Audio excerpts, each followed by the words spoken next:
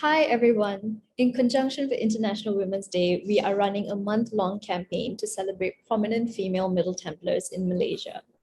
Every week throughout the month, we release an episode of Fireside Chat where our featured Middle Templar will share their success story, gender-specific challenges faced along the way, as well as words of advice to aspiring and young legal professionals to break the bias.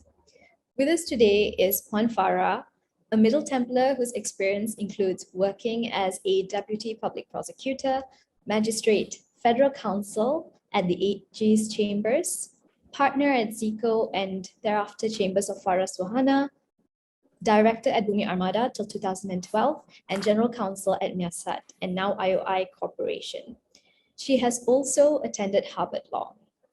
Puan Farah, is there anything else you would like to add about yourself? Hello, everyone. Yes, thank you, Shauna. That was quite a comprehensive rundown of the places I have been. I hope it doesn't make me sound so old and learned.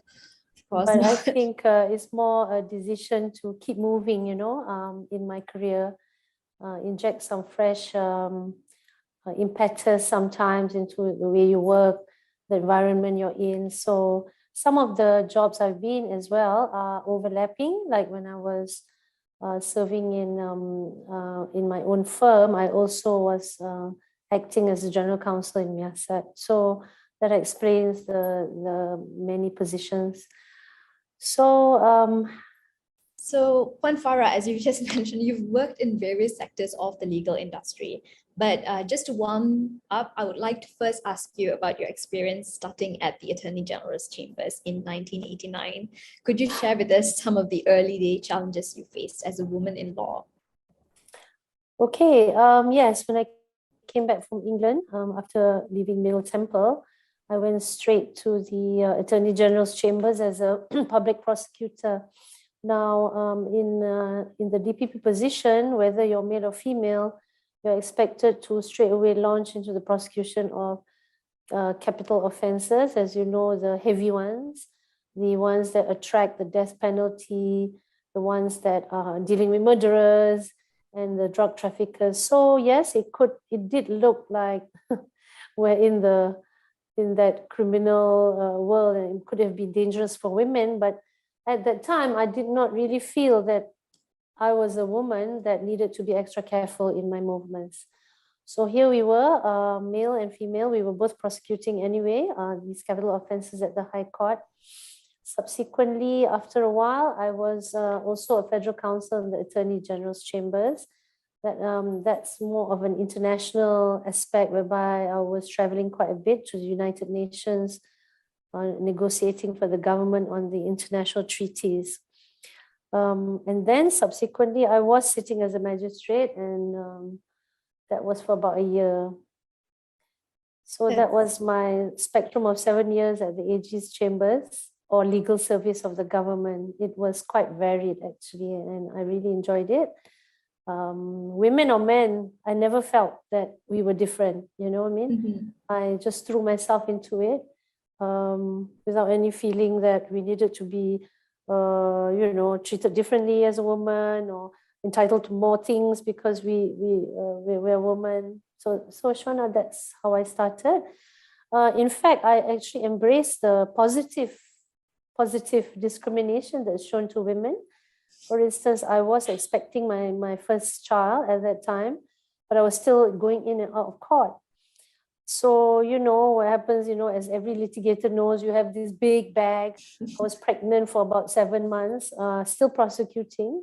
So the judge, looking at me struggling, actually forced the policeman in the court to help me bring my bag down to the car, you see. So, in these instances, you actually have to embrace the fact that you're a woman and that you are to be treated a little bit specially, because you're pregnant, and I really appreciate that compassion shown by the judge at the time towards women. That's very nice of the judge, very gentlemanly as well. Now, after leaving the Attorney General's chambers, you went into private practice, and thereafter you jumped right into the business world. Now, this was sometime around the early 2000s, 2010s. Would you say there was much diversity during that time? When you talk about diversity, I think again, are we talking about racial? Are we talking about female and gender diversity? Because yes, for a fact that there were a lot of men in the industry I was in, which was actually private practice, satellite business, and a lot of traveling with, my management team, which was possibly I was the only woman. But I never really felt that we needed to up the ante and get more women, because I think, it's based purely on merit. Shona, we have to, we cannot always think about women needing to, equalize the situation in the boardroom with men. We have to look at our own merit, and that's quite important actually, because if your perspective of having to equalize the situation is always there, I don't think we will ever be we will ever be feeling that we deserve things, on our own merit. So yes, it is a very male-dominated place, the board of Bumi Armada as well. At that time, I think I was maybe 2 out of 7, 8 members, which is about right, 30% today, whereby the government is trying to equalize the diversity in the boardroom and bring in at least 30% women into the board. They've been saying that for a few years. However, I don't really know whether we will be implemented in the way that Bursa Malaysia and the Securities Commission will be doing. Yeah. Now, so Farah, you've actually mentioned that there were times where you were the only woman in a board meeting, because yes, it is a male-dominated sector. But more specifically upon Farah, I would like to know how you initially adapted to being the only woman in that boardroom, and being taken seriously by men, being given credit where credit is due. Okay, firstly, I'd like to say that when I'm a woman on the board, I don't feel any less or any more than a man. Okay, I think this is all about confidence, that you are just at par with everybody else. Of course, the men in the boardroom, we're all corporate people, right? So nobody's going to say, oh no, you're not entitled to a voice because you're a woman. I never experienced that personally. So perhaps you could consider me lucky, or perhaps other things came into play. But I really think that our country isn't that bad, in terms of meeting the diversity. All the places I have been in have always, I see, brought women into the C-suite, in the higher management team.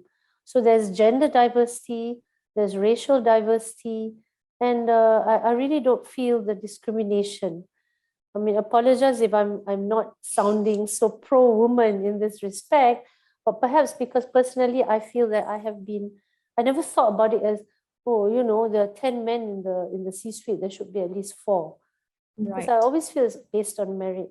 And I think if we are confident enough in ourselves, we don't really have to worry about asserting a particular, crutch needed for women. I think we should be more confident about ourselves as a person who has the merit or capability to meet that job scope. So as long as we have that perspective in our thinking, then I think it will fall naturally, Shona. Yeah, I definitely do agree with you on that point on achieving things through merit. Now, perhaps in your many roles that you have played, have you ever observed unconscious gender bias or otherwise in the legal industry? Actually, I have not. I have not. I have not experienced that at all. Actually, all the men or the bosses I've dealt with, yes, they are men. They have treated us with full respect. They have treated us as people, and they reprimand me the same as they reprimand their male C-suite, the male C-suite employees. So I have not felt it. But I have felt positive positive affirmations. For instance, in a company like IOI, we actually will provide some days where the female can work from home if she has children who are young. So that's a positive thing for women, you know. They're not giving it to the men, they're giving it to the women. You know, mothers who are having younger children but need to work from home and not able to attend office every day, there is some leeway for them. So are you saying that we reject this sort of special treatment? I think it's very good. You know, it's a recognition of women who have to multitask the home and the office. That definitely is very nice of your company to be very concerned about the Welfare. challenges and welfares that's faced by women, especially because as women we juggle a lot of roles, and I'm sure Puan Farah, you've experienced a lot of juggling as well as a mother, you know. Yes, I did. Yeah, yes, I did. Of course, it was taxing, especially when you're in high stress positions, and you're trying to manage, like you're thinking about what are you going to cook for dinner now as soon as you get home, you know, or I wonder if my kids picked up by the driver already. You have all these things, you know. But the amazing thing about women, because I think our brains are wired differently from men, that is a biological fact, you know. We are able to do so many things in our thinking, and we all know that men are one-track mind, as in they are focused. They can forget everything else because they can compartmentalize the task.